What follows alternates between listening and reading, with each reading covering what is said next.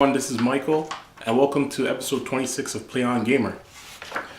Now, today's episode is mostly about the Game Awards. Now, the Game Awards, which celebrated its fourth award show, about like 2 weeks ago, on December 6, 2018, had over 100 games and individuals nominated for awards. Other than last week's show, I don't think I've ever watched the Video Game Awards. Now, Jeff Keighley previously worked on Spike TV. He worked on, I think he was a host of Game Trailers TV, and he also worked on the Spike TV VGAs. And I seen it in the first show of the Spike VGAs, but I haven't watched further VGAs. And obviously, if you didn't know, the Spike VGA, or they later called it the VGX, which ran from 2003 to 2013 on Spike TV, and the Video Game Awards, which started in 2014 and it's ongoing. They're two separate properties. One is owned by Spike TV, the other is owned by Jeff Keighley and his whatever company he owns. But as far as I know, Jeff Keighley oversees the Video Game Awards in its entirety for the past 4 years. Now, I don't remember how many games were nominated during the first broadcast on Spike TV back in 2013, but I can remember owning many games back then. And a lot of the games I owned were nominated for awards. For this year's show, I don't own any of the games that are nominated. I hardly know any of the individuals that were nominated as well. Now, the reason I got to watch this year's show is due to, and not the previous years, is due to finding new employment. With this new employment now, I'm able to have my evenings, so I'm able to go on the weekends. So with this new employment, I was able to finally catch this Video Game Awards. I was able to watch it on YouTube.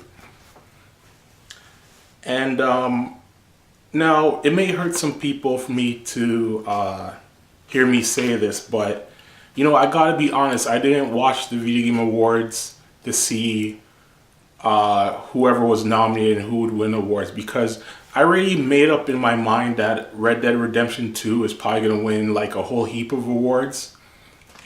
The reason why I tuned in, and you know, I was interested in the gimmick. And the gimmick for this year's award show was, if you tune in, you'll see a potential number of world exclusives. And you know, hearing the promise of world exclusives, that gets the gears in my brain going.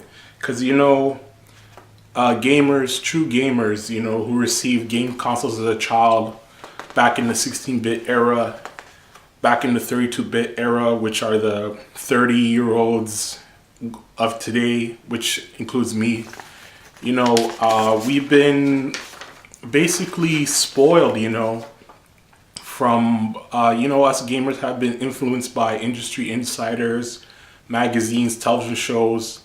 I like to point out, like, if you live in Canada, the Electric Playground, you know, that was a great show to be informed about the video game industry, to be informed what's coming up next. They went to all the events, all the former private trade events like E3 and CES, and also trade events which are now closed, which have been closed for more than a decade, such as Nintendo was running some kind of thing in Japan called Dream World.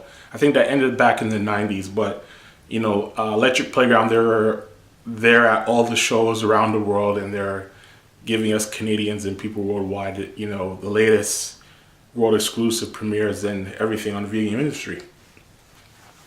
Now, you know, it's hard not to get overfilled with various emotions when promised with exclusive news involving gaming. You know, we as gamers, we can literally speculate on this for hours, and you can see it on various message boards and even right here on YouTube.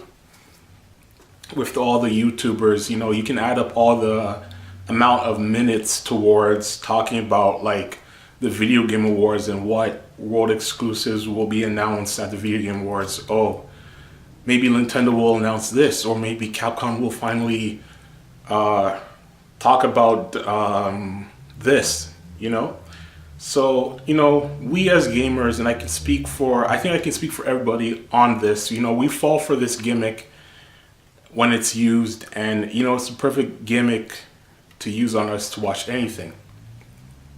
Now, as for world exclusives go, as far as world exclusive announcements, I was totally surprised when Ed Boon took the stage, and he was actually presenting the award for best sports racing game, which by the time he basically was announced that he was accepting this award, then he threw it to the graphic. You know, I'm personally sure everybody forgot what award was being presented because we were treated with exclusive look at Mortal Kombat 11, which is coming out on April 23rd, 2019.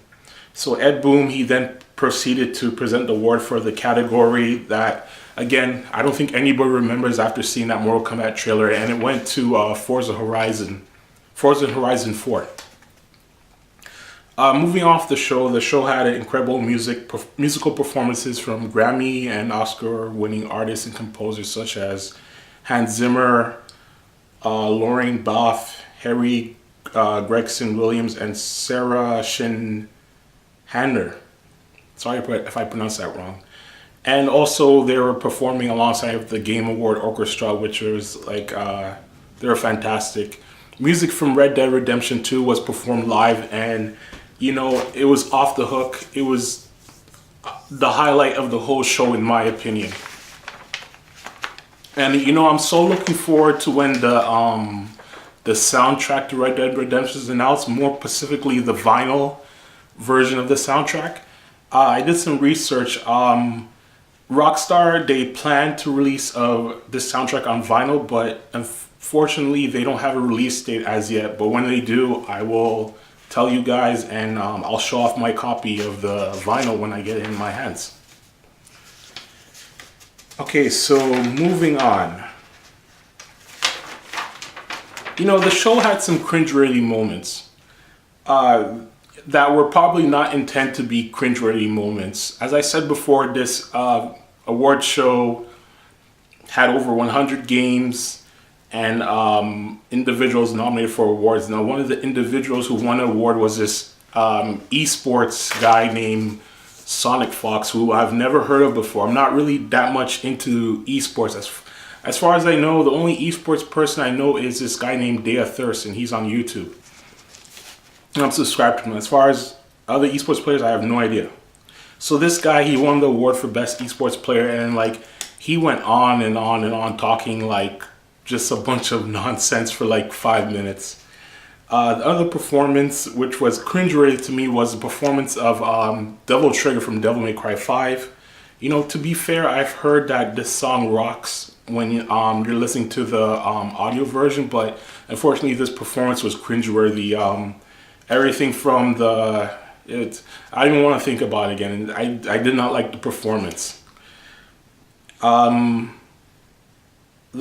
final cringeworthy moment of the show was they had an ad for Players Unknown Battleground on mobile, and this ad crossed over into the main show as an additional commercial, and it was excruciating to watch. It was like almost a 5-minute commercial for this Players Unknown Battleground that started in a commercial break, went to the main show, and then the main show started again after that. It was excruciating to watch. Now, after watching this show, I found myself thinking about my hobby in gaming and how, you know, the world is changing around me. I bought a few new game releases in 2018, but you know, to my amazement, none of these games were nominated for awards at this Game Awards ceremony. And I don't own any of the games that were nominated, and you know, that's over 100 games, and I bought brand new release date games this year. And you know, I find it amazing, especially when I go on other YouTuber pages that are around the similar age as me. I really find it amazing that they have time to play. I find it really amazing people in their 30s have time to play. You know, a lot of these video games sometimes back to back to back. Like go from Spider-Man right into God of War. Sorry, go from God of War right into Spider-Man right into Red Dead Redemption 2. I've seen some YouTubers do that. YouTubers in their 30s that it's like I don't know, maybe they do this YouTube thing as a full-time thing, but for a person like me, the days of me having devoting 40 hours a week, 50 hours a week to video games are long gone. These days, 40 hours a week, 50 hours a week, sometimes 60 hours a week, I'm devoting them to going to work so I can have a paycheck that I can have a roof over my head and, eat food and indulge in my hobbies such as playing video games. So, it was depressing to know that I can't keep up with the youth and, the people who have the leisure to, play many of these games. And, tell you the truth, I probably, I really want to play God of War. I really want to play Red Dead Redemption 2. But the truth is, I probably won't be able to play these games. Even if I were to buy them, I probably won't even be able to touch it because my work life is just really hectic.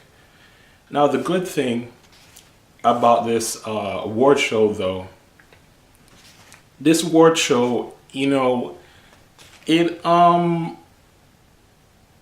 I realized that watching this award show, it makes me still in sync with my hobby, even though I'm kind of not in touch with these new games that are coming out. I'm aware of because it's a award show, I'm aware of the key people involved in some of these games. Some of these games were nominated, some of these games were awarded. And, I really enjoyed watching this year's award show, and even though I'm in my 30s, I still like talking about video games and, talking to my brother or friends at work about what's typically going on in gaming, what's new in gaming, and I'm still a gamer even though my playlist is not up to date. Okay, so that's episode 26 of Play On Gamer. Thank you for joining me on today's episode, and see you next time for episode 27.